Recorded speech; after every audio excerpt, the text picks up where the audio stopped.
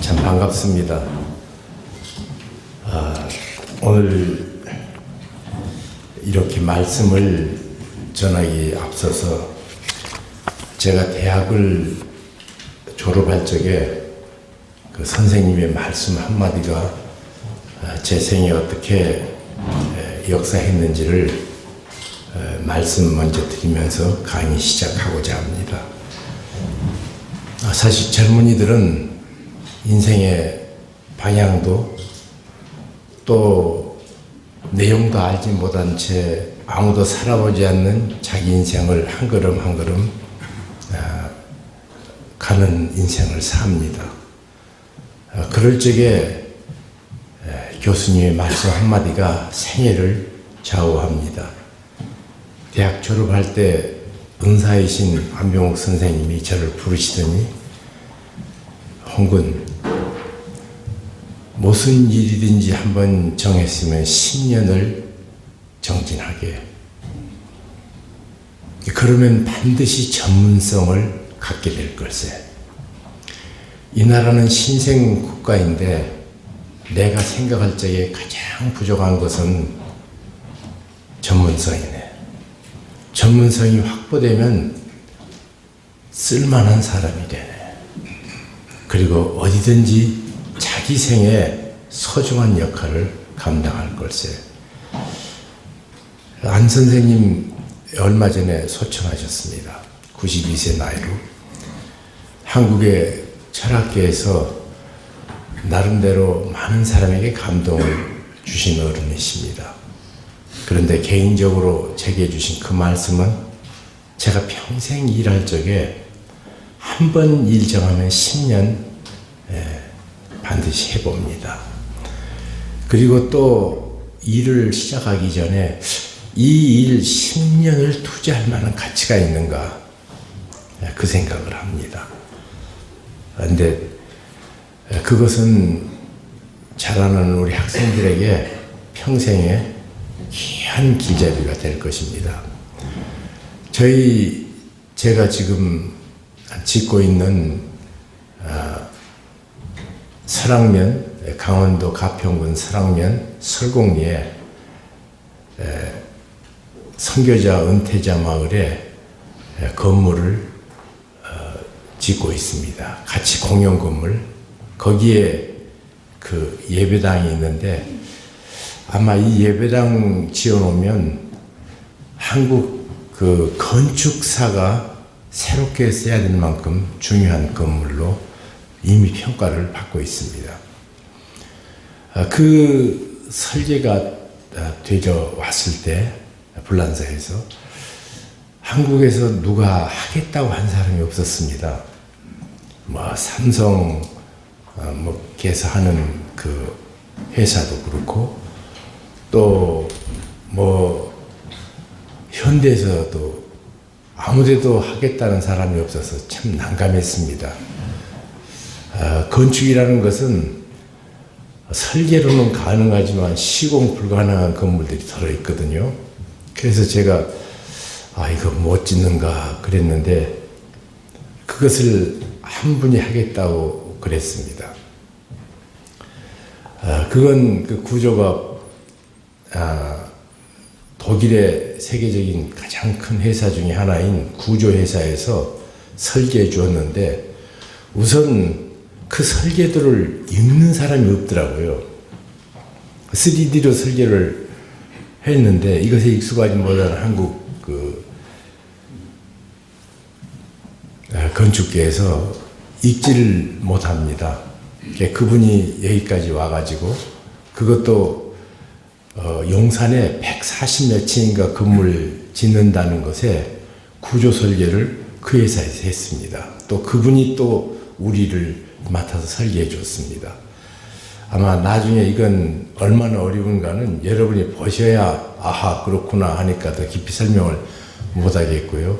근데 제가 말하고 싶은 것은 그 일을 하겠다고 나서서 지금 훌륭하게 중요한 스트럭처를 끝내신 분이 계십니다.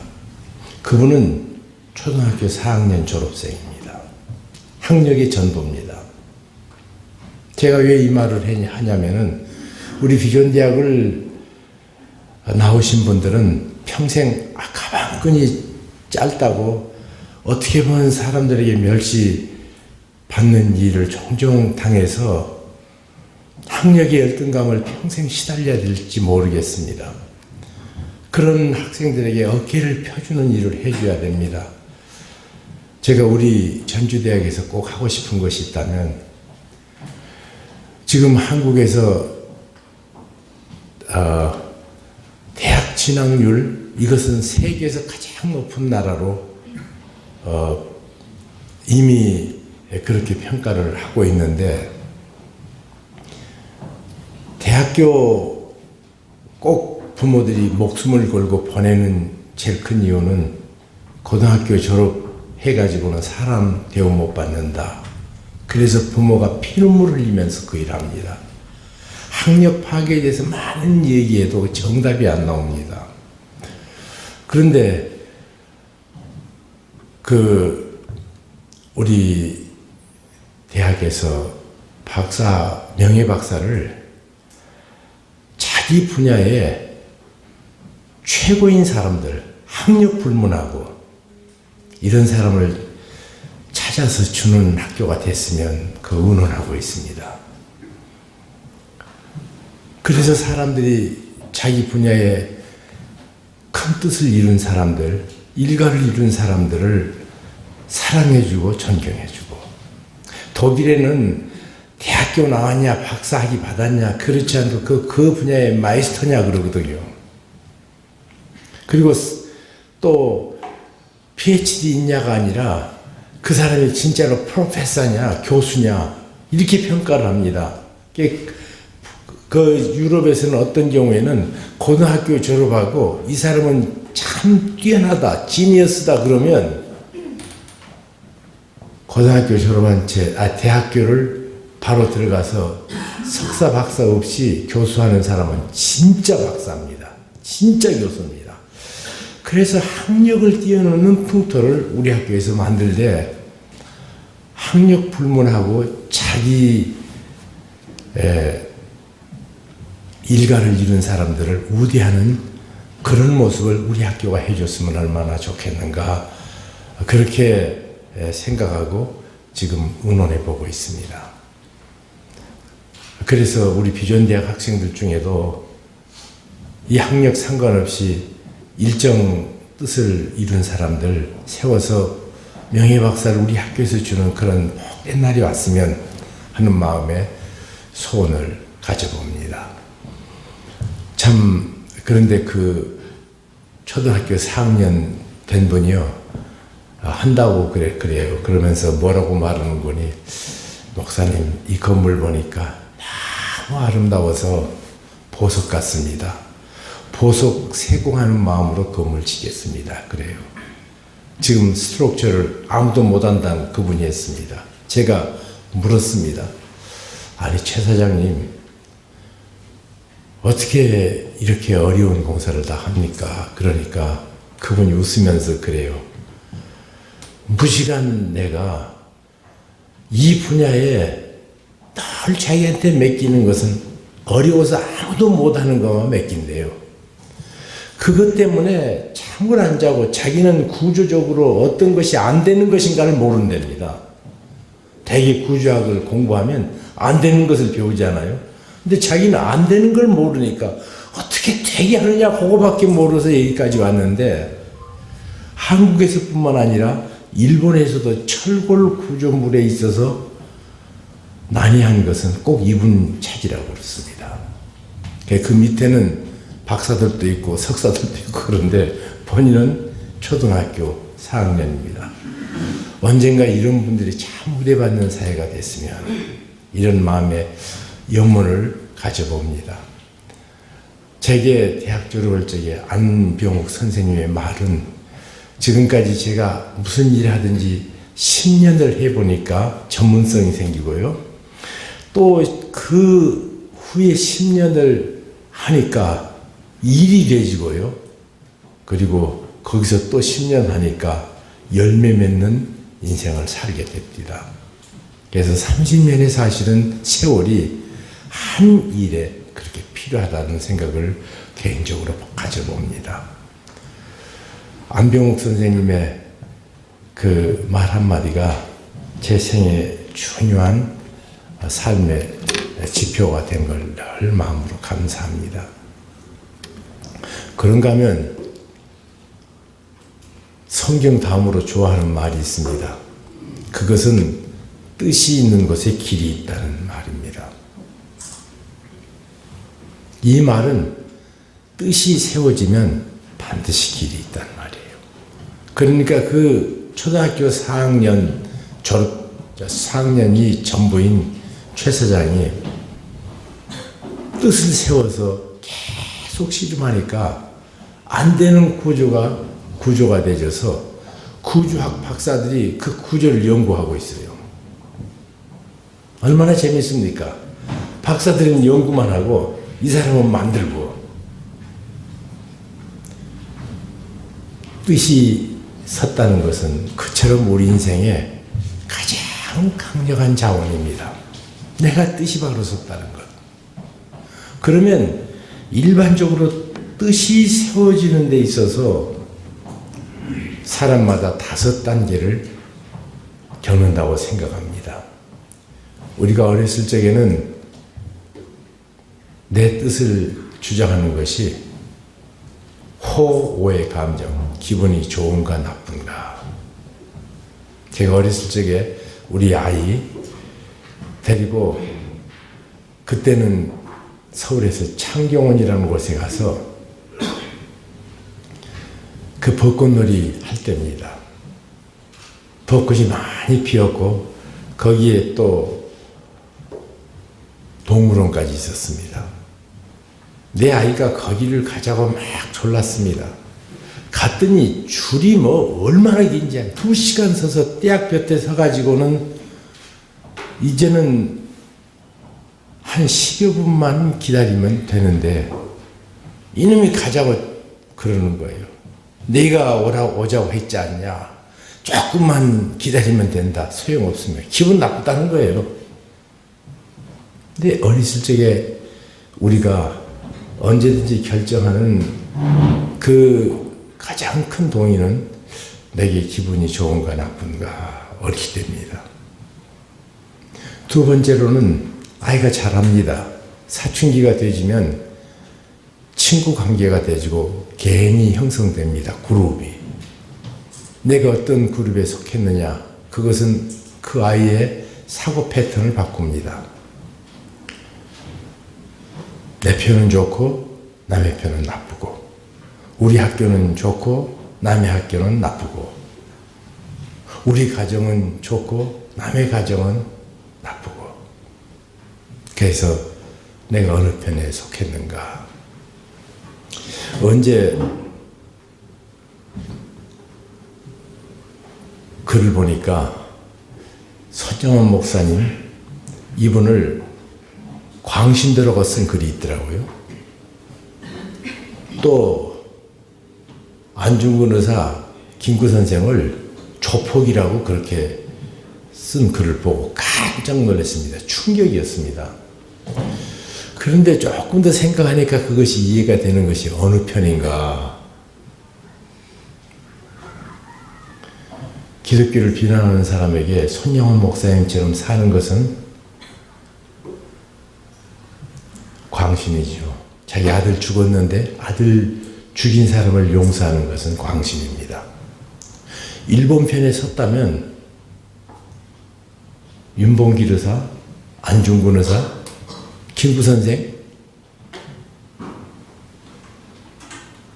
조폭이죠. 어느 편에 섰는가. 지금 일본이 군국주의로 치달아서 갖는 사고 패턴 이거 유심히 봐야 됩니다. 그냥 지나가서는 안 될 일이라고 생각됩니다. 그런데 이런 일이 우리에게 왕왕 있습니다. 제가 한국 문화를 쓴 유홍준 씨 같은 분들의 글을 이렇게 읽어보면 한국이 세계에서 가장 위대한 문화를 가졌다고 글을 써놔요. 아니 우리도 우리 문화를 가졌다고 그래야지 다른 나라에는 없고 우리나라에만 문화가 있다. 이건 조금 지나친 얘기가 아닌가 그런 생각을 개인적으로 가지면서 이런 강조가 자라는 우리 자녀들에게 어떤 영향을 줄 건가? 내 편인가 남의 편인가? 아직도 거기에서 헤매지 못한 사고, 이것은 아직 사춘기 때 아이적에 해야 될 일입니다. 거기서 조금 잘합니다. 잘하면 한 걸음 더 나갑니다. 어디로 가는가?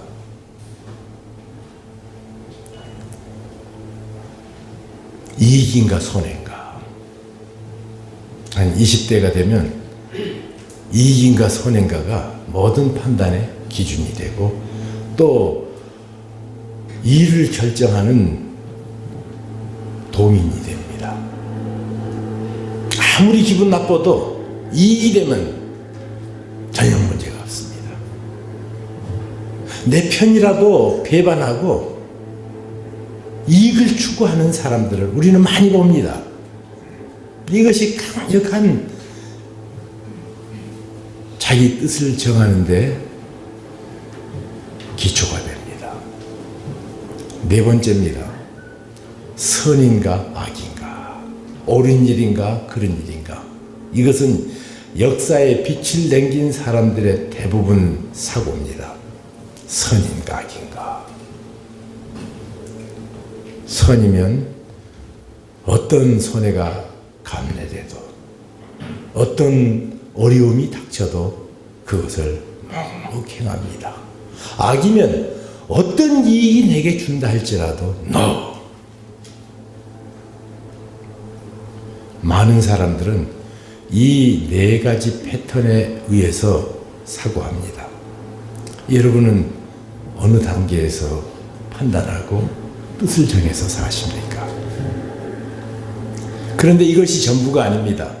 그리스도인들에게는 이보다 한 가지 더 높은 단계가 있습니다. 그건 뭔가 하니 하나님의 뜻인가 아닌가예요. 아니 선이면 되는데 아닙니다. 사람의 선한 의지마저도 타락한 다음에 온전하지 않습니다. 진실로 선하신 분은 하나님 한 분밖에 계시지 않습니다. 인간의 선의지의 결정체의 철학을 막시즘이라고 말합니다. 얼마나 멋진 철학입니까? 모든 사람이 이 땅에서 평등하게 산다. 이것보다 더 멋지고 더 아름다운 이 유토피아적인 철학은 이 땅에 없습니다. 그런데 문제는 막시즘이 이 땅에서 공산주의라는 이름으로 구체적으로 그 모습을 드러낼 때 그 정의감이 러시아에서는 1,500만 죽었습니다.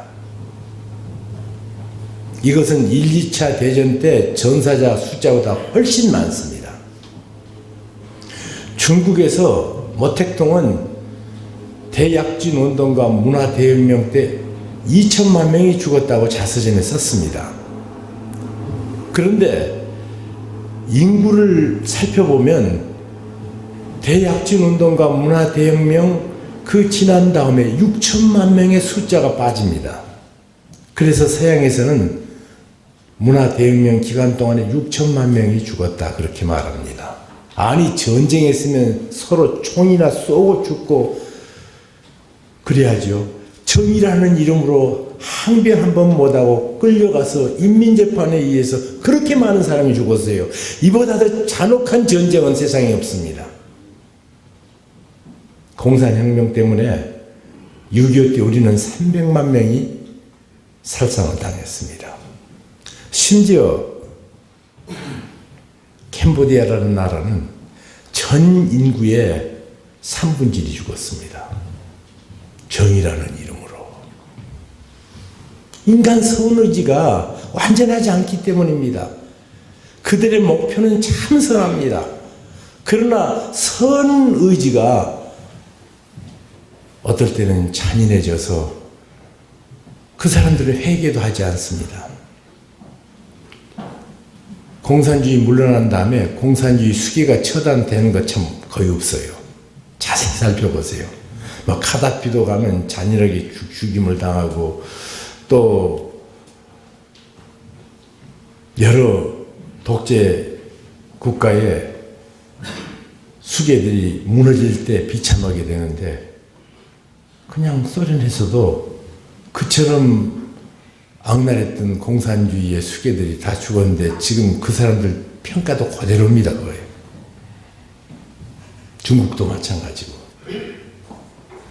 이 전체주의가 갖는 특징입니다. 정의감이, 그 기초가 정의감이라는 것 때문에 그분들이 하는 일이 옳을 수도 있다는 평가 때문에 그렇습니다. 사리사욕을 안 취했다. 그런데 사리사욕 안 취했나요? 저는 북한에도 한 60여 번 다녀온 사람이고요. 중국은 지금까지 거의 한 300여 번 다녀온 사람입니다. 러시아에서는 지금도 제가 일하고 있습니다. 공산국가에 복음 전하는 곳에 이렇게 돌아다녀 보는데 세상에 공산주의처럼 불평등, 평등하기 위해서 불평등한 사람이 있어야 되더라고요. 그것도 슈퍼 파워가 있어야 돼요. 그 사람들은 역사상 어떤 독재자보다 더 처절한 독재 행위를 행하더라고요. 그래서 참 사람에게 선한 것이 없습니다. 그래서 우리 그리스도인들은 이것이 하나님의 뜻인가 아닌가, 이것이 얼마나 중요한지 모릅니다. 선하신 하나님 편에 서 있는가, 그렇지 않는가. 이 5가지 원리, 호우, 첫 번째로.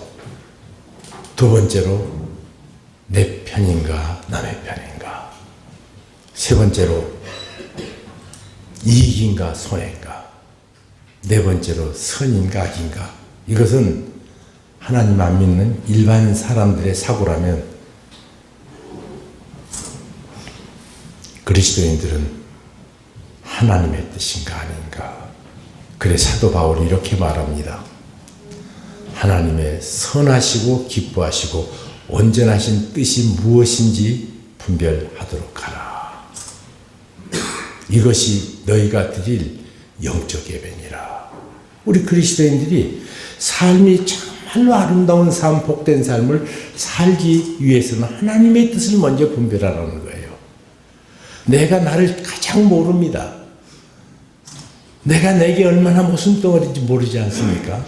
그래서 늘 나 아닌 절대 선이신 하나님 편에 내가 있는가를 늘 보도록 했습니다.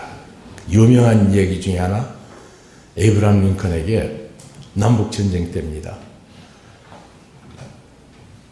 숫자도 적고 물자도 더 궁핍한 남군의 리 장군이라는 명장이 번번이 북군을 괴롭히고 많은 사람들이 죽습니다. 그러자 북군의 교회 지도자들은 에이브라함 링컨에게 와서 이런 각하, 하나님께서 북군 편 되기 위해서 날마다 기도합니다. 남의 말 잘 듣기로 유명한 에이브라함 링컨이 얼굴을 확 변하면서, 목사님들 그렇게 기도하지 마세요. 하나님이 내 편 되기 위해서 기도하지 말고 우리가 하나님 편에 서 있도록 기도하십시다. 이것은 명언입니다. 그래서 참 특별히 통일 국가를 지향하는 우리가 이 마음을 가져야 될 것 같아요. 왜냐하면 거의 횟수로 7년, 역사상 내전 중에 가장 잔인한 내전을 미국 남북 전쟁이라고 그럽니다. 그런데 전쟁이 끝난 그 다음에 보니까 마치 전쟁이 없었던 것처럼 남북이 다시 융합하는 놀라운 일. 그것은 하나님이 북군 편이고 하나님이 남군 편이 아니라 하나님 편에 서 있기를 열망했던 에이브라함 링컨의 사고가 아니겠는가, 그런 생각을 개인적으로 해보게 됩니다.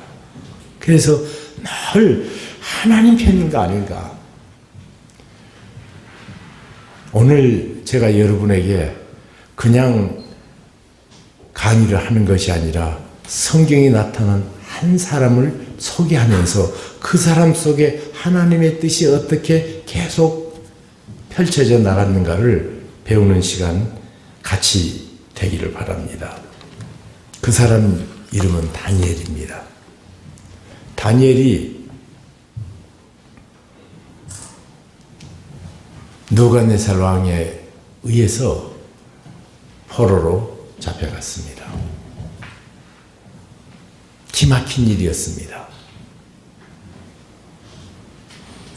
그 전라는 자기 눈앞에 믿을 수 없는 일이 벌어졌습니다. 다윗이 그처럼 정성스럽게 설계하고 준비해서 그 아들 솔로몬이 성전을 그처럼 정성을 다해 지었습니다.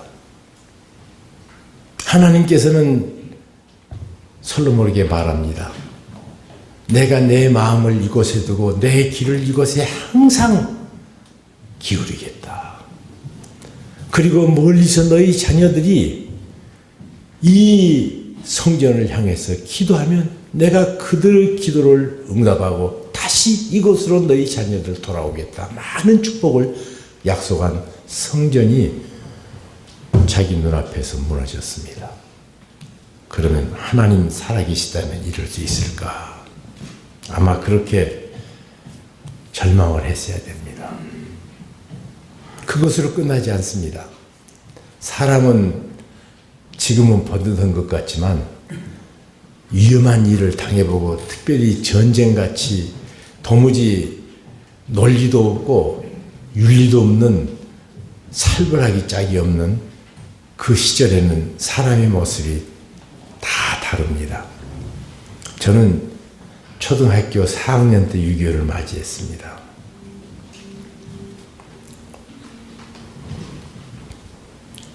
전쟁이 얼마나 잔인한지 우리 아버지는 부산으로 피난 가셨고 우리 할머니, 우리 어머니 모시고 초등학교 4학년짜리가 다른 어린 동생들과 함께 마치 아버지가 동네 인심을 얻었기 때문에 어느 대밭 토굴에 숨겨놓고 거기서 살아야 되는데 배고픔, 추위, 거기다가 날마다 누가 인민재판에 죽었다는 소식, 우리를 숨겨준 사람들도 우리 때문에 화가 입을까봐 천전긍긍하는 모습, 미안함, 이것을 다 당해봤습니다. 나중에 거기를 탈출할 적에 시체들이 옆에서 쓰러져 죽어있는 곳을 지나서 피난을 숨어 나갔습니다. 지금도 제가 제일 기분 나쁠 때 꾸는 꿈이 6.25 때 꿈이에요. 전쟁은요, 사람을 얼마나 비참하게 만든지 모릅니다. 뭐 그럴듯한 사람이 하나도 없습니다. 그냥 살겠다고 아기다투만 한 것이 전쟁의 인간군상입니다. 그때 자기 눈앞에 자기가 그처럼 존경했던 믿음의 대선배라고 생각했던 사람이 비참하게 무너지고 비굴해진 모습 볼 때 하나님이 계시다면, 저 사람들이 믿는 하나님이 사실이라면 이런 일이 있을 수 있을까? 이렇게 절망했어야 됩니다. 그런데 그가 개, 돼지처럼 포로로 끌려갑니다. 포로는 마차에 태우는 것도 아니고 그냥 줄로 묶어가지고 개 끌듯 끌려가야 됩니다. 팔레스틴 사막을 지날 적에 내려쬐는 햇빛은 보통 한 45도 영상 그렇게 뜨겁습니다. 거기를 3개월이나 끌려가지고 바빌로니아로 먼 길을 걸어갈 적에 뭐 다른 성전이 무너졌다 하는 고통, 또 자기 믿음의 선배들이 무너진 모습들은 그래도 자기에게 직접적인 고통은 아니잖아요. 그러나 개 돼지처럼 끌려가서 매맞으면서 끌려가는 그 고통, 뭐 남의 연병보다 내 고풀이 더 어렵다고요. 내가 당하는 것이 훨씬 힘듭니다. 그 수모 속에서 끌려가는 기나긴 포로 행렬. 하나님이 살아계시다면 내가 이런 고통을 받아야 되나? 이럴 수 있었을 것입니다. 그런데 어린 소녀는 그 어려움 속에서도 하나님을 굳건히 붙잡고 삽니다. 그가 도착한 바빌로니아에 느부갓네살 왕은 그 많은 사람 가운데 자기를 환대해서 왕의 식탁에서 음식을 먹는 그런 놀라운 신분을 부여합니다. 아마 여러 나라를 정복한 정복자로서 그 민족에 쓸만한 젊은이들을 키워가지고 통치의 한 수단으로 삼겠다는 그런 생각을 과거에 정복자들은 반드시 했었습니다. 느부갓네살도 마찬가지였습니다. 사실은 우리나라만 해도요, 우리 어렸을 적에 매일 보는 신문 사면, 그러니까 2장짜리 신문에 우리 어렸을 적에 그랬잖아요. 1면은 정치고, 2면은 경제고, 셋째 면은 사회고, 넷째 면은 체육, 문화, 기타였습니다. 우리 어렸을 적에 그랬잖아요. 근데 신문 3면에 꼭 사회면 한쪽에 보면 겨울에는 얼어 죽은 사람이 오늘 몇 사람, 춘국이가 되면 오늘 굶어 죽은 사람이 몇 사람 계속 나왔습니다. 우리가 이 가난을 벗어난 지 30년도 채 못 됩니다. 참 기적 같은 일이에요. 어떻게 우리가 이런 축복을 누리는지 설명이 안 됩니다. 하여튼. 이제는 배고파서 굶어 죽는 사람이 없는 나라가 됐습니다. 이건 참 대단한 축복이라고 개인적으로 생각합니다. 특별히 6.25를 지난 우리로서는 참 하나님의 은혜가 얼마나 감사한지 모르겠다고 생각합니다. 미국만 해도 60, 70년 전에는 배가 고팠다고 하는 사람들이 많았답니다.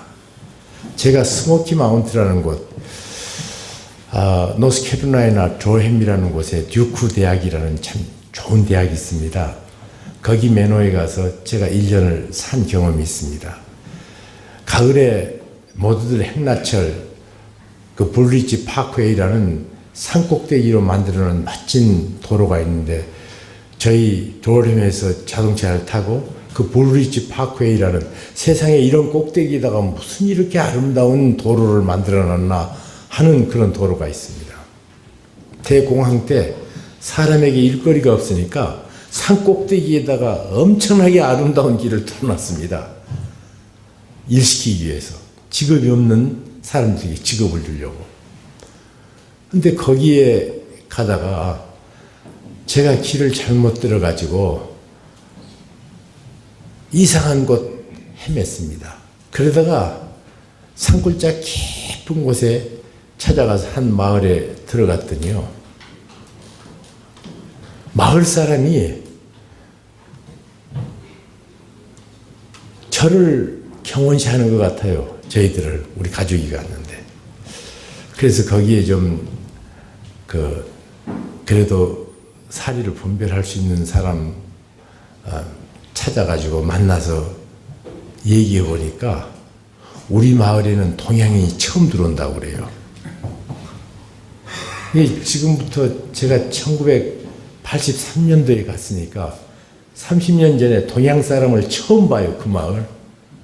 그래서 거기서 이제 식사를 대접받으면서 그 6.25 얘기를 하면서 우리가 얼마나 가난한 데서 왔는가 했더니요.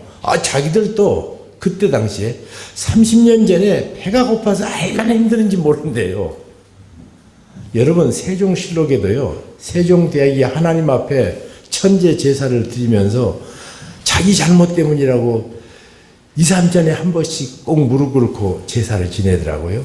그때 굶어 죽는 사람의 숫자가 1년에 엄청나게 많습니다. 지금도 세계 곳곳을 가보면 굶어 죽는 사람 숫자가 생각보다 많습니다. 돌아다녀 보면. 그런데 고대 그때는 세 끼 밥 먹는 사람은 부자였습니다.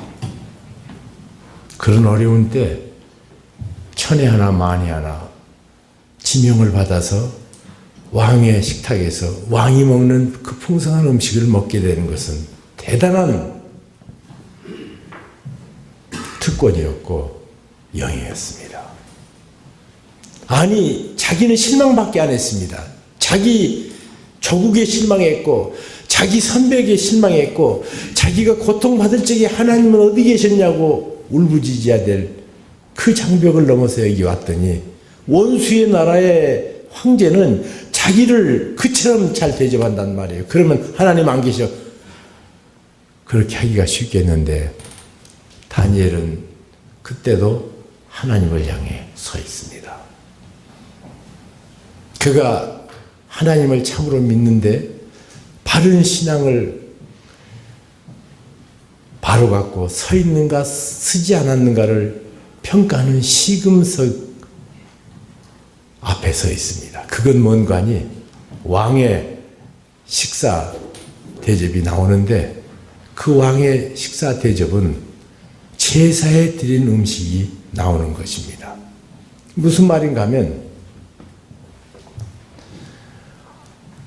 당시 조로아스타교는 불을 섬기는 배화교입니다. 이 사람들은 사흘에 한 번씩 태양에게 당신의 덕분에 우리가 삽니다고 제사를 드렸습니다. 그리고 제사를 지낸 다음에는 그 음식을 나눠 먹으면서 우리가 당신 덕분에 삽니다. 마치 우리가 성만찬에 행위를 갖는 것처럼 이 사람들이 그 제사 음식을 먹음으로 자기 신을 경배하는 예식을 가졌습니다. 이 어린 다니엘은 내가 하나님을 믿어야 될 건가, 태양신을 믿어야 될 건가, 하나님 앞에 예배를 드려야 될 것인가, 태양신에게 예배를 드려야 될 것인가에 대한 도전을 받습니다. 두 번째로는 하나님의 말씀을 순종할 것인가 말 것인가 위협을 받습니다. 무슨 말이냐? 유태인들은 지금도 피를 먹지 말라. 피는 생명이니. 레위기에 신명기에 계속 강조하신 말씀입니다. 그래서 이 사람들은 양이나 소를 잡을 적에 머리 탁 때리면 쉽게 죽는데 그렇게 하지 않고 살아있는 그 양과 염소와 소의 심장에 구멍을 뚫어가지고 그 피를 모두 뽑아냅니다. 피채 먹지 말라고 그랬으니까. 그러니까 만약에 다니엘이 그냥 도살해서 가져온 그 고기는 피가 얽혀있는 고기입니다. 지금도 뉴욕의 롱아일랜드 지역에 살고 있는 오르소독스 주들, 그러니까 정통 유태인들은요, 자기들끼리 따로 그렇게 소의 심장에서 모든 피를 뽑아낸 고기를 먹습니다. 그게 맛이 없습니다. 왜 없는 거 아니?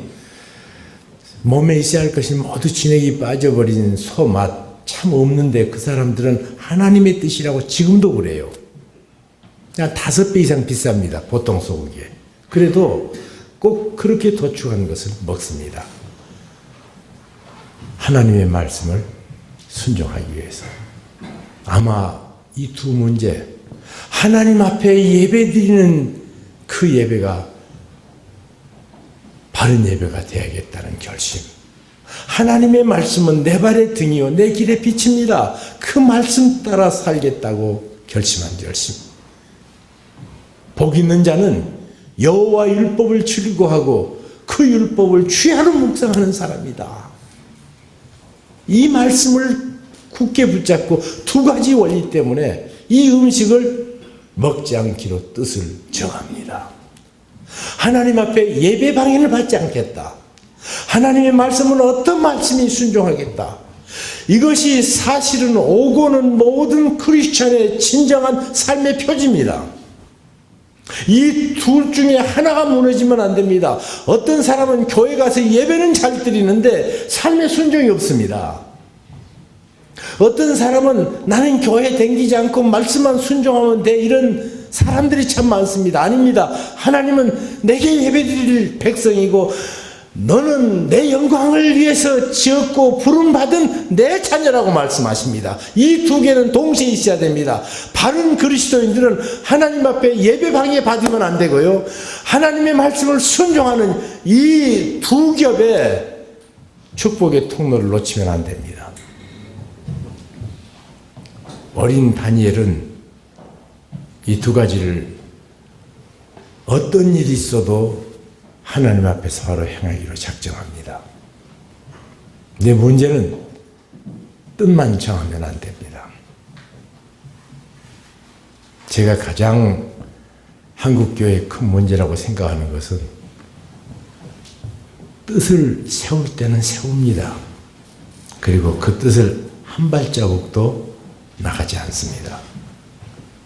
특별히 예수 믿는 사람들 큐티한다고 하나님 말씀 깨달았다고 그러고 그리고 나서 그 다음 행보는 없습니다. 아니, 내가 주일날 좋은 말씀 들었고 또 하나님 말씀 좋은 생각이 있으니까 좋은 사람이라고 착각합니다. 심지어는 좋은 생각해서 자기를 좋은 사람이라고 착각하기 때문에 회개도 않습니다. 예수 오래 믿으면 그것이 자연스럽게 생각해서 성경 말씀은 머리로 생각만 하는 것이지 아닙니다. 주의 말씀은 내 삶의 행보에 구체적인 걸음걸이가 되어줘야 됩니다. 어린 소년 다니엘은 자기가 뜻이 정해지니까 즉시 환관장에 가서 말합니다. 나는 이 음식을 먹지 못하겠습니다.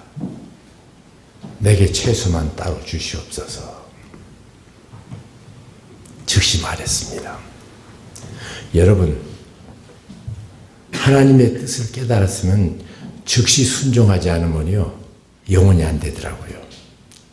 깨달으셨을 적에 한 발 내디뎌야 됩니다.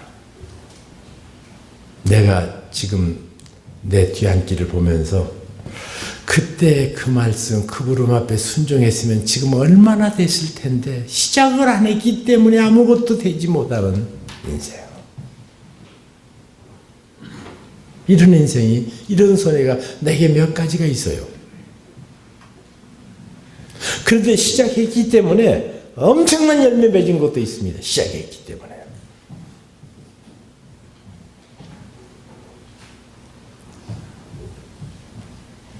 시작은 즉시 하셔야 됩니다. 믿음의 사람들은 순종할 적에 즉시 합니다.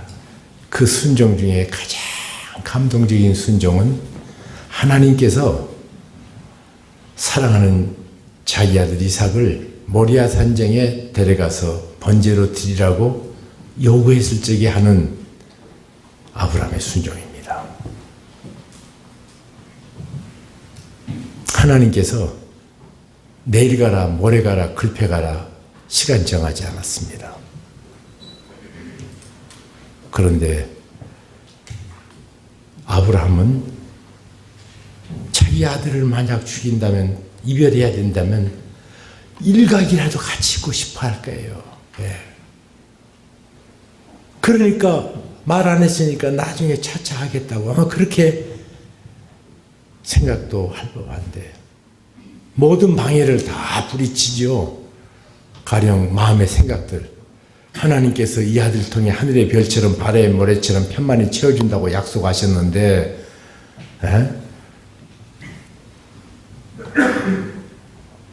그 하나님께서 내 아들 죽이라고 했겠냐?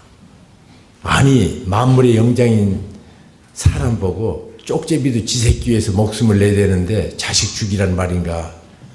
이런 잔인한 하나님 아니실 거다. 뭐 이런 얘기로 많이 변명할 수 있는데 모든 변명을 이깁니다. 마지막에는 자기 사랑하는 아내와 의논하지 않습니다.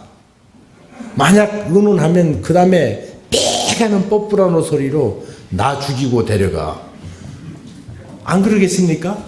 그러면 나는 이렇게 말할 수 있죠. 하나님, 나는 순종하지요. 그런데 당신이 내게 준 저 여자가 언제부터 그 말했어요? 창조 때부터 그랬습니다. 얼마나 좋아요. 또 자기는 하고 싶은데 의논했더니 나 죽이고 데려가. 그래서 아들을 붙잡아서 못 가게 하면 나야 순종하지요. 그런데 당신이 준 저 여자 때문에 순종 못합니다. 이런 모든 것을 다 해치고 다음날 아침 일찍 일어나.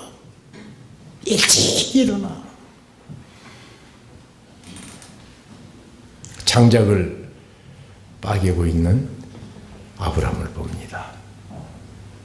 제가 좋아하는 스펄전 목사님이 그렇게 설교했더라고요. 노 족장이 도끼를 휘두를 때마다 장작은 산산조각이 났다. 그러나 자식을 죽여야 되는 애비 마음보다는 갈라지지 않았다. 아침에 일찍 일어나. 아브라함은 자기를 압니다. 지금 순종하지 않으면, 지금 머뭇거리면 영원히 순종이 안 된다는 사실을 잘 알았습니다. 그래서 즉시 아침에 일찍 일어나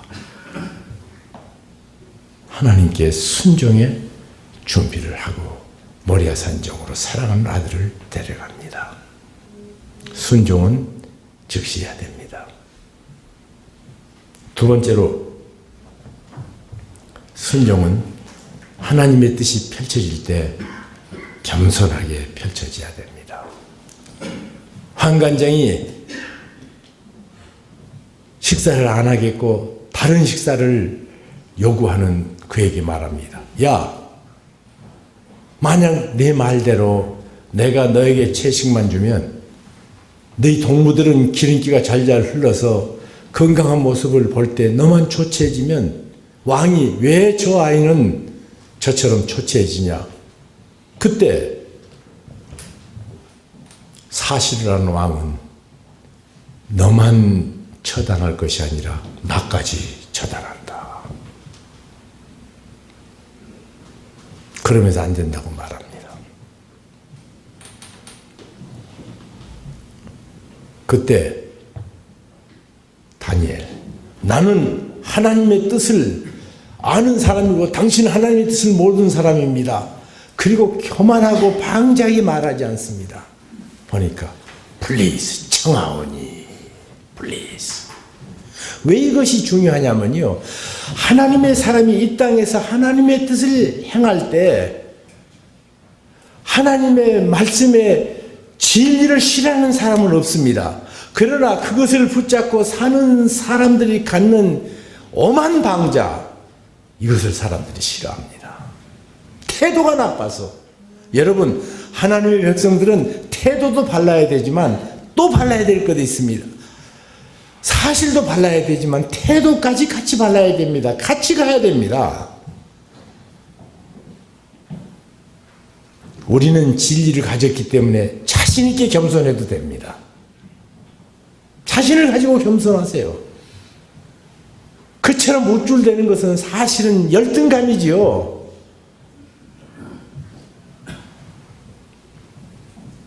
청하오니 겸손하게 그 일을 수행하는 다니엘을 봅니다. 세 번째로, 지혜롭게 개진을 합니다.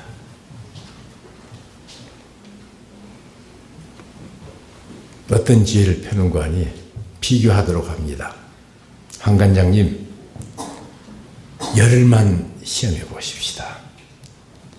그래서 열흘 동안 음식을 내가 원하는 대로 먹었으면 먹고 나서 그 다음 내 동무들과 얼굴이 초췌해져서 너무 비교가 되면 그 다음은 당신 마음대로 하시오. 비교하도록 합니다. 우리 그리스도인들이 이 세상 살면서 이런 비교가 내 삶 속에 일어나기를 사모해야 됩니다. 하나님 계신 것과 하나님 계시지 않는 것이 어떻게 다른 것인가를 비교하도록 공간을 내줘야 됩니다. 그러면 하나님 역사하지 않을 수가 없습니다. 하나님의 명예가 걸린 일인데. 그래서 비교하도록 합니다.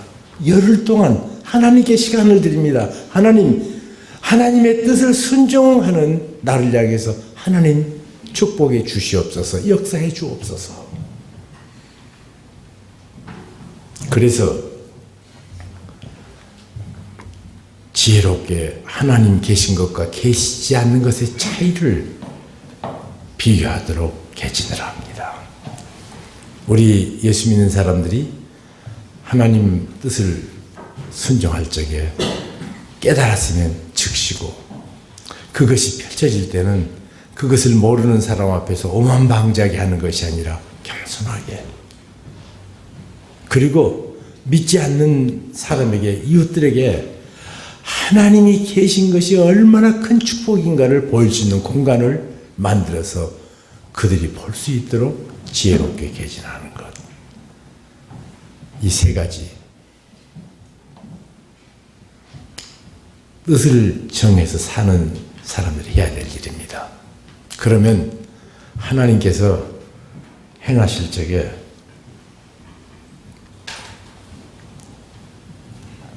믿음으로 순종하는 사람을 5가지로 축복 주십니다. 첫 번째 축복은 사람을 주십니다. 억울하게 국가를 위해서 목숨을 걸고 국가를 지켜냈는데, 어른들의 갑옷을 입을 수 없는 어린 나이에 돌멩이 5개 가지고 가서 골리앗을 쳐 죽였는데, 사울은 천천히요 다윗은 만만이라는 백성들이 그냥 어린애가 신통해서 한 얘기를 질투에 눈이 먼 사울왕이 자기 사인데도 불구하고 창기를 그에게 해대고, 밤중에 급습해서 잠자는 침대를 습격하기도 하고, 도망 댕기는 이 다윗을 이스라엘 광야의 토굴들, 암벽들 이잡듯이 수색해서 죽이려고 들어서 도망자의 삶을 살아야 됐던 그 세월, 아무도 그에게 도움이 못 될 그때 하나님께서는 한 사람, 요나단을 옆에 붙여주십니다. 사람을 붙여주십니다. 그에게 위로받지 않습니까? 왕자인 자기가 그렇게 말해요. 다음 왕될 사람은 바로 너다. 하나님께서 너를 축복하시고 하나님께서 반드시 세우신다. 자기 원수 아들이 자기에게 그러잖아요. 목숨을 걸고 자기를 지켜주려는 생의 감동 때문에 그는 실망하지 않고 하나님의 역사하심을 삶으로 누리고 느끼고 삽니다.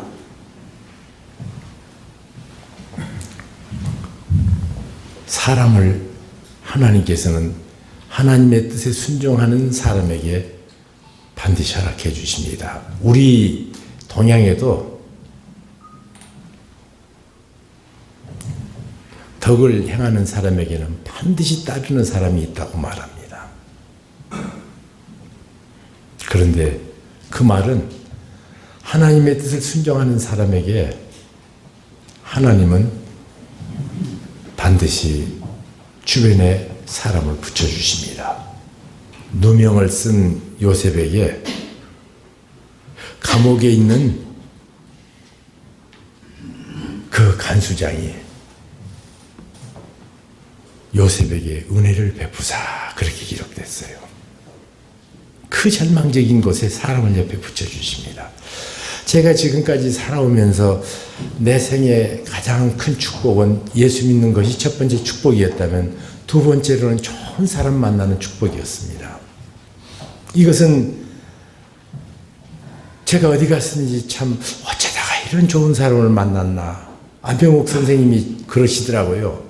스승은 운명이라고. 그러니까 내가 원하고 노력한다고 만나지는 것이 아니라 운명처럼 내 의지와 상관없이 만나진다는 겁니다. 저는 예수 믿을 적에 꿈의 사람 김중근 목사님 만나서 꿈이 있는 사람과 꿈이 없는 사람이 어떻게 다른가를 제가 평생 옆에서 보고 자랐습니다. 내가 자라는 기간 동안에 참 좋은 모델이었습니다. 문제는 꿈만 가지고 살려고 들 적에 내 발이 땅에 닿지 않고 공중에 둥둥 떠다녀야 되겠더라고요. 어떻게 날마다의 구체적인 삶의 행보를 할 것인가. 그래서 몹시 고민할 적에 우리나라에서 누가 정말 말씀대로 잘 사는가 여러 곳을 알아본 결과 가난농군학교 김용기 장로님 얘기를 듣고 그분 쫓아가서 그분과 함께 살았습니다. 제가 지금 그 일각 모임 부이사장입니다. 이사장 하라고 조르는데 내가 감당할 수 없다고 그래갖고는 이번엔 또 손봉호 박사님을 또 세웠고 그 이전에는 대법관 하신 분을 억지로 세워서 지금 도망다니느라고. 근데 그분이 같이 살면서 하나님의 사람이 얼마나 신실해야 되는가를 가르치십니다. 이렇게 말해요. 야, 홍군, 네 말 한마디가 보중수표 같은 말하는 인생이 되게. 쉽게 살 인생을 그 말 한마디가 얼마나 어렵게 만드는지요.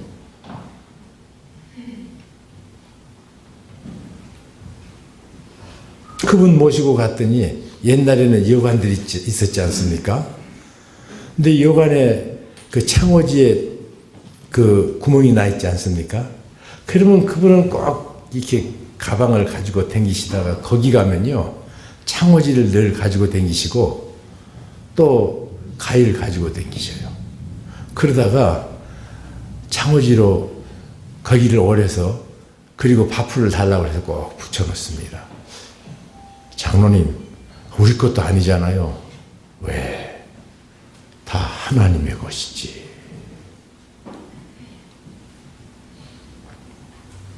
김용기 장로님이 돌아가신 지가 꽤 오래됐습니다.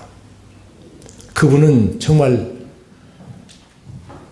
가방끈이 짧은 사람입니다. 일종의 대안학교 같은데 잠깐 댕겼지 학력이 없습니다. 그런데 해방전에는 가장 큰 영향력을 미친 사람, 정신사에 큰 영향력을 미친 사람이 토사난창호라면 해방 이후에는 김용기 장로님입니다. 두 사람의 공통적인 특징은 학력이 그저 그래요. 인격자라는 것은 돈 많은 사람 아닙니다. 학문 많은 사람 아닙니다. 경험이 많은 사람도 아닙니다. 자기 말에 책임지는 사람이 인격자입니다.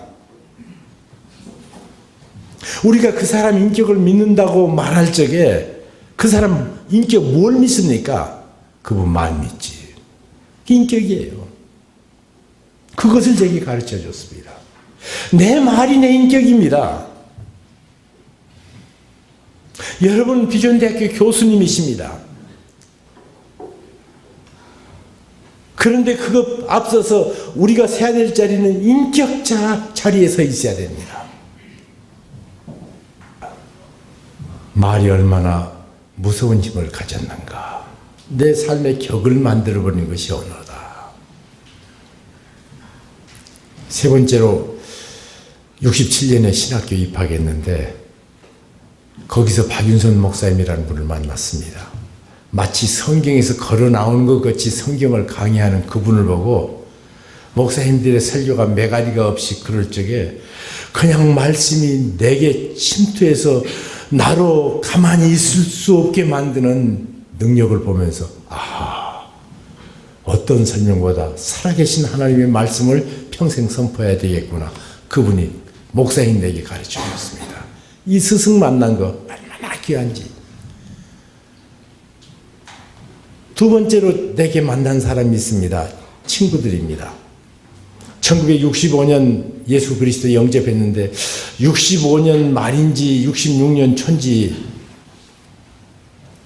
저희가 CCC라는 모임에 한 5, 600명의 대학생들이 모여 있을 때입니다. 저는 대학 갓 졸업하고 대학 때는 CCC 안 댕겼습니다. 대학 졸업하고 예수 그리스도를 구세주와 주님으로 영접했는데 거기서 신앙생활을 이제 시작해서 착근할 때인데 재수생 2명이 친구들이 모두 좋다고 그러니까 아마 시험 끝나고 그 모임에 참석했습니다. 모임이 끝나면 대학별로 모이고 과별로 모입니다. 그런데 대학 졸업은 나는 갈 데가 없고 재수생 2명도 대학도 없고 과도 없으니까 못 갑니다. 거기서 만난 사람이 하용조입니다. 그리고 또 한 사람이 김지철이에요. 김지철은 지금 소망교회 목사입니다. 그때부터 하용조 목사와 우리 친하게 사귀어보자 그것도 없이 그냥 지금까지 죽고 못 살게 살아왔습니다. 1967년에 신학교에 입학했는데 68년에 오카눔이라는 친구가 신학교에 들어왔습니다. 나보다 나이가 더 많은데 학교에서 영어 선생하다가 신학교에 들어왔어요. 69년에 하용조 목사가 군대 입대했습니다. 날마다 만나고 아침 저녁으로 만나고 밤낮 그랬던 하용조가 옆에 없는 그 빈 공간에 수원에 가서 강의했더니 깡마른 두터운 안경테를 쓴 장발인 시커먼 친구 하나가 저도 CCC 가면 됩니까? 그래서 오라고 그랬더니 그때 김준건 목사님이 외국에 모금하러 돌아다니고 어린 제가 설교했습니다. 맨 앞에 앉아있는 그 깡마른 수원서 올라온 친구, 그 이름이 이동원입니다. 그래서 우리 4사람이 교제를 시작했습니다. 얼마나 참 세월 속에서 그 우정이 아름답게 내 생애를 축복했는지. 우리끼리 만나면 서로 잘못된 것은 그냥 애들로 말하지 않고 대놓고 안 된다고 그럽니다. 서로 그거 고치라고. 한 목사 보고 조용히 목사 지성전이나 너 비전 교회나 똑같단 말이야. 왜 그따구 짓 하냐고 호통을 쳤는데도 안 바꾸긴 안 바꿔도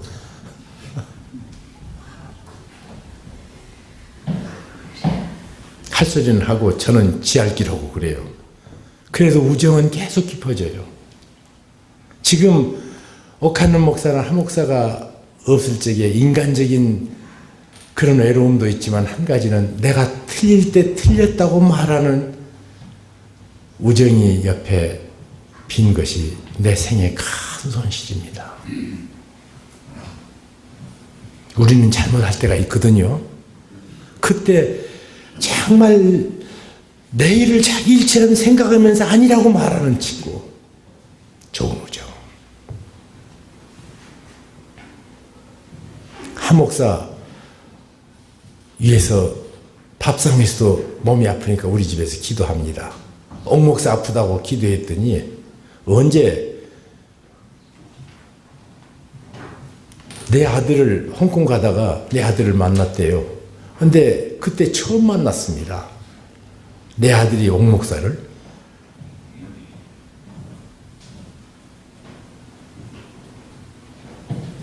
그런데 그 입에는 옥하는 목사를 위해서 기도하는 기도소리를 10수년 들었어요. 옥 목사가 그 얘기를 듣고 얼마나 참 내 아들들을 사랑해 주는지, 꼭 자기 아들처럼 그렇게 대해주는 이런 우정. 그래서 여러분들에게요, 여러분이 만약 세상 떠난다면 여러분의 아내와 여러분의 자녀를 부탁할 우정이 있는가 묻고 싶습니다. 얼마나 큰 축복인지 몰라요. 이번에 이랜드에서 박성수 회장이 계림에 대우에서 하는 호텔을 인수했습니다. 그래가지고 크리스마스 때 그 가장 바쁜 때인데 목사님들 와서 쉬세요. 그래서 한 목사 사모 형기에게 전화했습니다. 우리 같이 만나자. 비서 데리고 와라. 우리 부부들 다 초청했는데 와라. 그러니까 오겠다고 그래요. 저번에 옥목사 3주기 때 교회가 복잡하니까 저는 산소에 가서 이동욱 목사랑 같이 있다가 옥목사 사모님에게 가가지고 같이 한낮을 같이 있었습니다.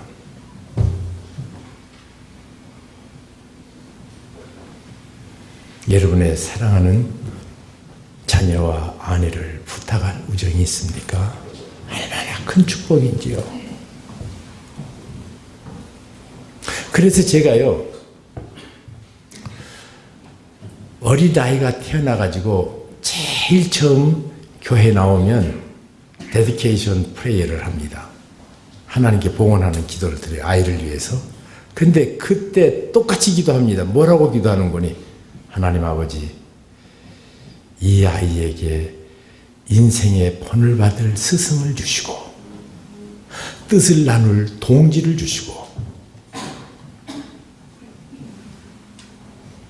그리고 한평생 사랑을 나눌 반려를 지금부터 준비했다가 그날에 잘 만나게 해주시옵소서. 지금 이만큼 2달도 안 된 깐난쟁이에게 반려를 얘기하면 얼마나 웃기는 얘기예요. 그런데 웃는 사람을 한 사람도 못 봤습니다. 그렇습니다. 아멘, 아멘. 온 교회가 같이 아멘으로 화답해줘요. 우리 생에 다른 거 손해봐도 좋습니다. 사람 손해보지 마십시오. 이익보다 더 중요한 것이 사람입니다. 돈보다 더 소중한 것이 사람입니다. 그리고 축복 중에 축복은 좋은 사람 만나는 것입니다. 오늘 이 자리에 계신 교수님들, 이 자리에 학교에서 수고하시는 귀한 분들, 이 학교 학생들은 당신들이 앞으로 삶을 살아가야 될 삶의 본들이십니다. 그리 생각하면 내 행보를 함부로 할 수가 없죠. 내 말 한마디가, 안병옥 선생님 말 한마디가 지금 72살 된 제 마음속에 지금도 살아있습니다.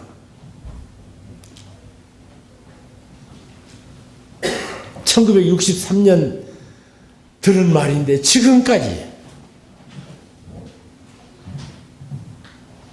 50여 년은 그 말 한마디가 생생히 살아있단 말이에요. 사람을 주십니다. 두 번째로 하나님은 전심으로 자기를 찾는 자를 위하여 그 소원을 응답해 주십니다. 열흘이 지났습니다. 그랬더니 동무소년보다 더 윤택해졌다고 말합니다. 하나님은 자기를 신뢰하는 자를 향해서 반드시 큰 축복을 베푸십니다. 반드시입니다.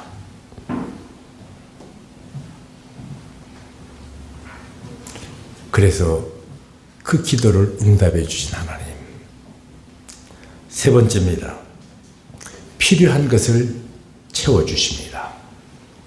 여기 다니엘서 1장 17절을 보면 이렇게 기록됐습니다.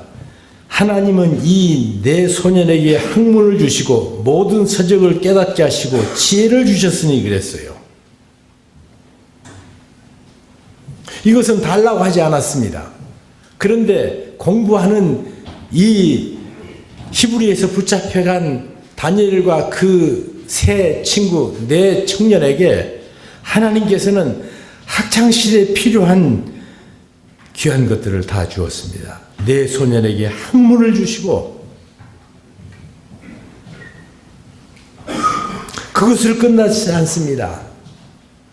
서적을 보고 깨닫는 능력을 주시고 선생에게 직접 가르침을 받는 것도 잘 깨달을 뿐 아니라 가르침이 없는데 책을 읽으면 깨닫게 해주시고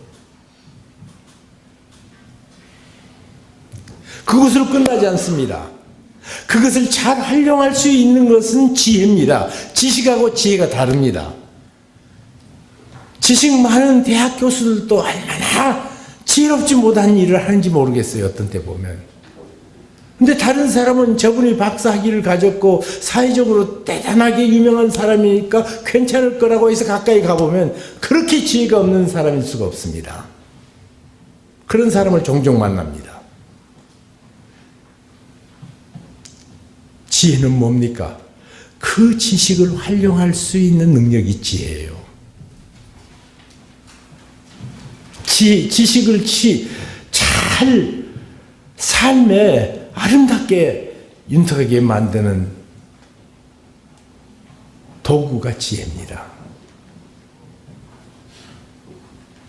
그래서 우리 학생들에게 지식 전달하는 것으로 끝나지 말고 그걸 지혜롭게 활용할 수 있도록 도와주는 일이 자라나는 학생들을 향한 우리 교수님들의 임무 중에 하나가 아닐까 그렇게 생각합니다.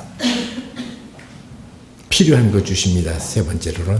네 번째로 그것 이외에요. 여기 17절에 보면 하나님은 이 내 소년에게 학문을 주시고 모든 서적을 깨닫게 하시고 지혜를 주셨으니 다니엘은 또 모든 환상과 꿈을 깨달아 알더라. 이것 이외에요. 원문을 보면 이것 이외에 학문을 주시고 책을 깨닫는 능력을 주시고 지혜를 주신 것 그 이외에 뭐예요? 학생이 이거면 전부입니다. 그런데 학생 신분을 넘어서서 그것 이외에 더 좋은 것을 주셨는데 그것은 비전과 드림입니다.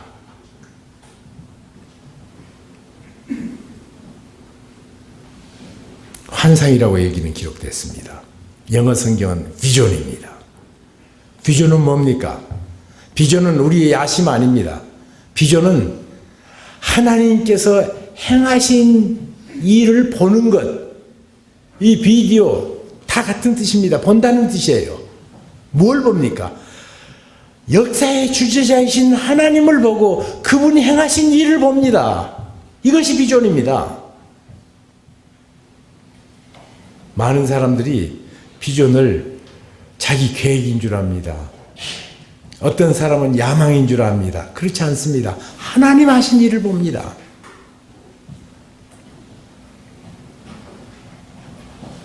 드림은 뭡니까? 드림은 하나님께서 보여주신 것을 앞으로 될 일입니다. 그런데 그것을 끌어다가 오늘날 내 생각 속에 그것을 누리고 사는 것이 드림입니다. 마틴 루터 킹이 I have a dream이라고 말할 적에 흑인들은 멸시받았습니다. 붙잡혀갔습니다. 그런데 그는 하나님의 말씀을 의지해서 모든 골짜기가 편편해진 것처럼 진짜로 이 땅에 평등의 사회가 되어지겠는데 피부의 색깔이, 인종의 색깔이, 언어의 차이가 모두 무너지고 모두 손에 손을 잡고 서로 사랑하는 놀라운 아메리카가 될 것을 나는 꿈꾼다고 말했습니다. 그리고 그는 얼마 있다가 비명행사했습니다. 개꿈 같았습니다. 그런데 놀랍게 I have a dream이라는 이 멋진 메시지를 한 40년 후에 흑인인 오바마가 대통령이 됐습니다.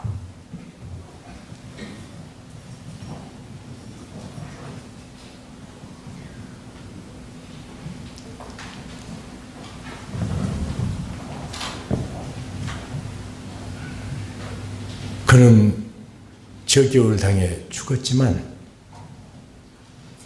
하나님께서 행하실 놀라운 일을 40년 전에 믿음의 눈으로 볼 뿐만 아니라 그것을 오늘에 살면서 총에 맞아 죽었습니다. 그는 갔지만 그의 꿈은 오늘날 미국 사회를 형성해 가고 있습니다. 이것이 사실이라면 사랑하는 우리 교수님들, 우리 학교에서 일하시는 우리 교직원들, 당신에게 어떤 꿈이 있습니까?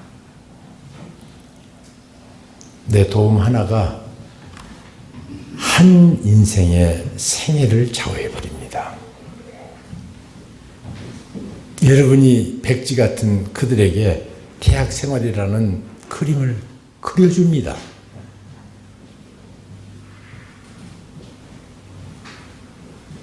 그런데 어떤 사람이 잘못 그림을 그려주면 그 잘못된 그림으로 그 인생이 살아버리고요. 아름다운 그림을 그려주면 자기도 모르게 그 그림대로 사라집니다. 여러분보다 훨씬 학력이 없는 일가 김용기 장로님, 이 땅의 가난을 몰아내자. 그리고 꿈을 꾸고 살았습니다.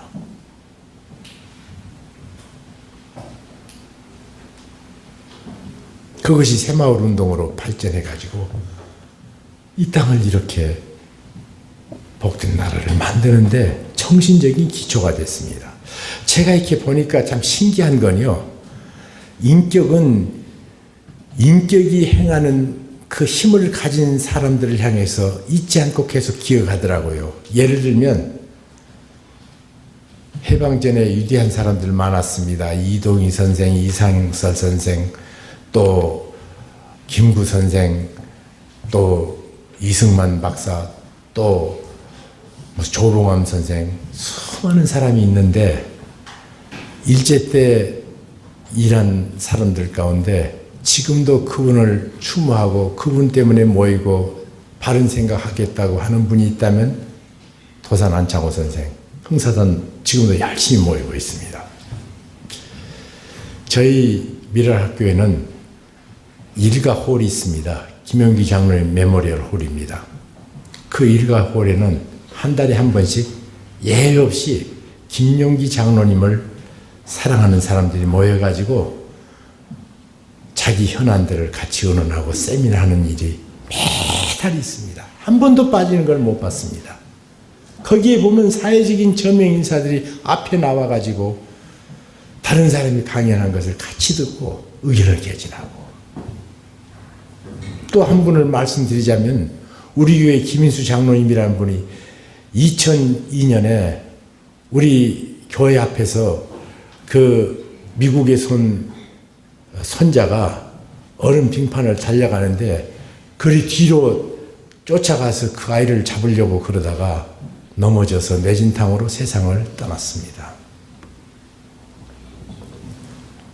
그런데 그분과 같이 성경 공부했던 사람의 모임 점점 커지더라고요. 외국에 가서 공부하고 돌아온 사람들이 점점 모여서 인수장학회도 있고요. 그리고 좋은 세미나를 계속 합니다. 참 많은 사람을 내가 옆에서 보는데 죽은 다음에 그냥 that's okay. 한경직 목사님 기념 모임 하는 걸 내가 못 봤어요. 그런데 우리 교회 장로님 그분 때문에 사람들이 계속 한 년마다 그때 되면 모여가지고 이제 외국에서 돌아오니까 숫자가 점점 많아지더라고요. 기금을 만들어서 장학금 만들고 해외 어려운 데를 돕고 있고.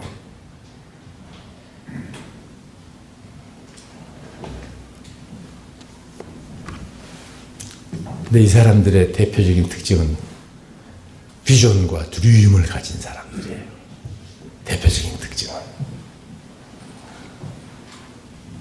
그리고 마지막입니다. 여러분, 다니엘은 포로로 잡혀갔습니다.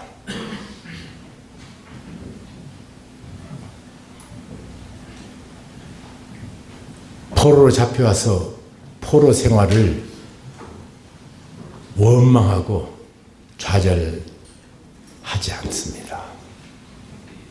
그 다음 보면 그분은 정복자입니다. 누부갓네살 왕이 조서를 내립니다. 지극히 높으신 이의 사람인 다니엘을, 그리고 모든 사람은 다니엘 말 들으라고 말합니다. 나중에 보면 포로로 잡아간 이 바빌로니아가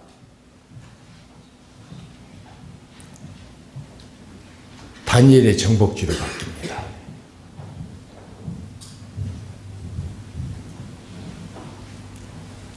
그들을 불 속에 집어넣었더니 불에서 승리하고 나옵니다. 사드락과 메삭과 아벤누고가 그를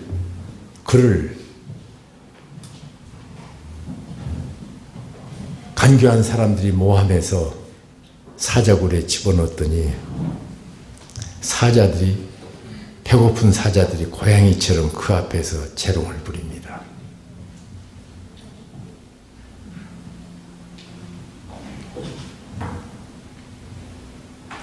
그가 위대한가요? 아닙니다. 그가 믿고 섬기는 하나님이 위대하십니다. 그는 그 하나님을 믿었습니다.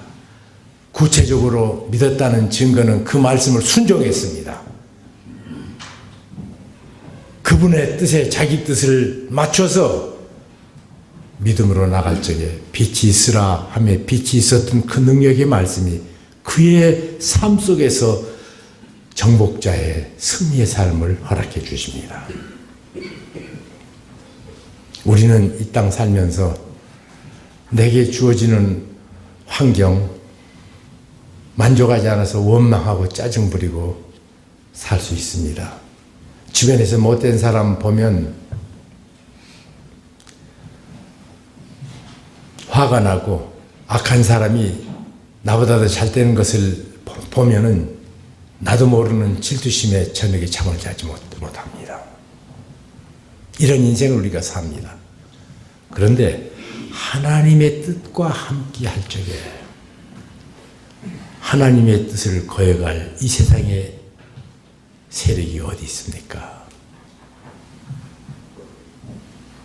내 입에서 나가는 말은 헛되이 내게로 돌아오지 않고 나의 뜻을 이루며 나의 명하여 행한 모든 것을 다 이루리라. 마치 하늘에서 비가 내려서 그냥 올라가지 않고 온 땅을 적시어 오곡에 열매를 맺게 하는 것처럼, 이사야 55장의 말씀입니다. 내 뜻은 너희 뜻과 달라서 마치 하늘이 땅에서 높음같이 내 뜻은 너희 뜻과 다르고, 그 높으신 하나님의 뜻을 분별해서 그 뜻과 맞춰 나갈 적에 하나님의 뜻이 서는데 방해할 세력은 없습니다. 포로로 잡혀간 다니엘이 정복자의 삶으로 바뀌어지는 가장 중요한 근거는 그의 지혜에 있지 않고 하나님의 뜻에 자기 뜻을 맞춘 하나님 말씀 자체의 능력입니다. 이런 놀라운 생애를 다니엘에게 허락해 주셨습니다. 뜻을 정한 인생.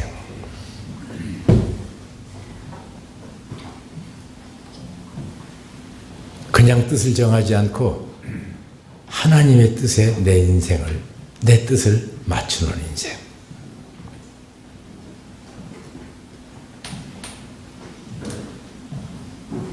이새의 아들 다윗을 만나니 내 마음에 합한 자라, 그를 통하여 내 뜻을 다 이루리라 하시고 이루셨다고 사도행전 13장 22절에 말씀하십니다. 이게 다윗이 위대한 것이 아니라 여호와의 마음에 합했기 때문에 하나님의 뜻이 그의 생애 속에서 아름답게 드러났습니다. 이런 생애로 사랑하는 우리 교수님들과 우리 직원들에게 한평생 정한 뜻에 따라 하나님의 영광을 드러내는, 이 시대에 하나님 계시냐고 물을 적에 아니 비전대학 홍순직 총장 봐라, 김 교수님 봐라, 하나님 살아계신다, 이런 인생으로 사라지는 축복이 있기를 주님의 이름으로 축원합니다. 제가 기도하겠습니다.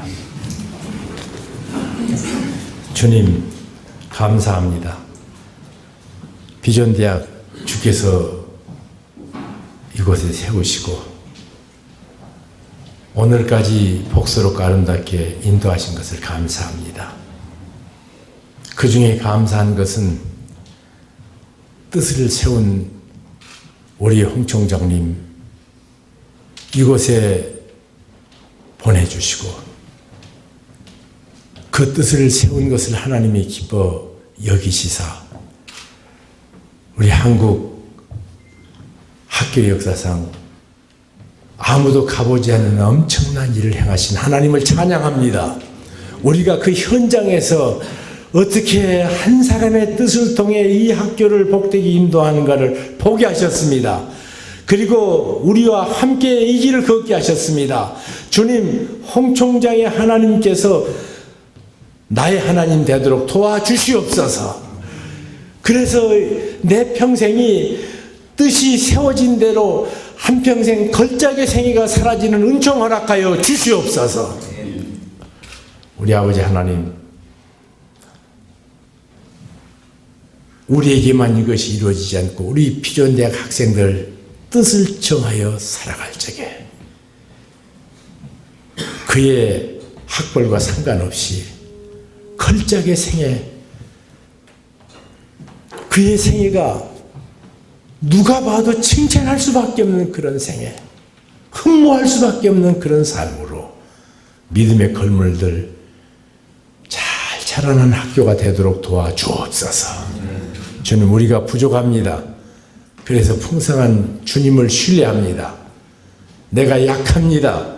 그렇기 때문에 전능하신 하나님을 의지합니다.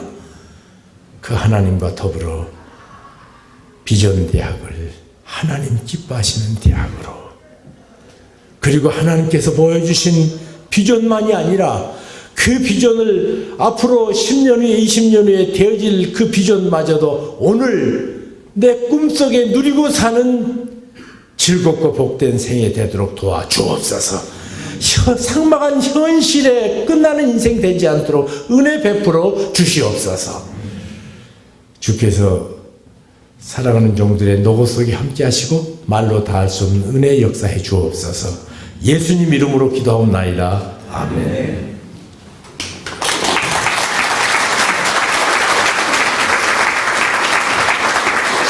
우리 모두에게 감동의 말씀으로 새로운 도전을 주신 홍정길 목사님께 다시 한번 뜨거운 박수로 감사의 화답해 주시기 바랍니다.